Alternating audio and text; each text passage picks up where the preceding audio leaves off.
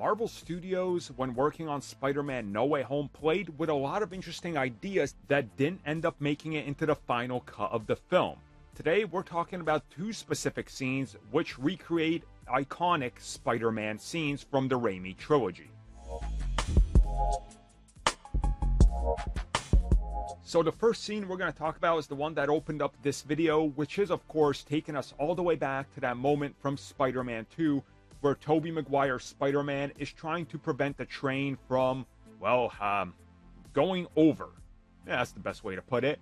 And yeah, we see that during that sequence that featured Doctor Strange and Spider-Man going through the multiverse, we know that they were supposed to actually end up in other multiverses and do a longer fight before it was changed.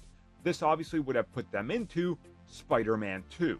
And by all accounts, this would have led to them, discovering Spider-Man and all that. Well, the other Spider-Man. The second piece of art we're going to talk here, and again, both of these are courtesy of John Neasy over on Instagram, who does conceptual art and works with Marvel Studios.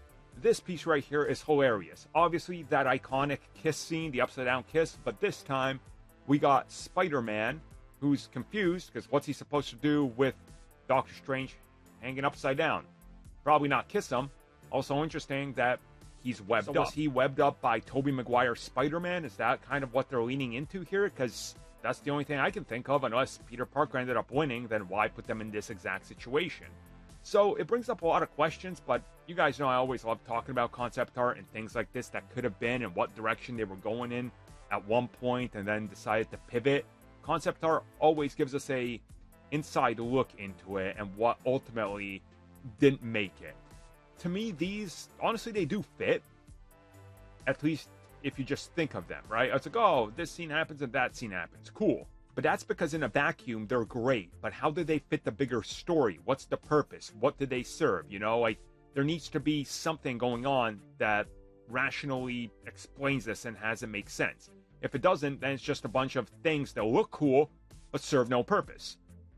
I mean, I could just bring up Batman v Superman as a prime example of, hey, there's a lot of cool stuff happening, but why, right?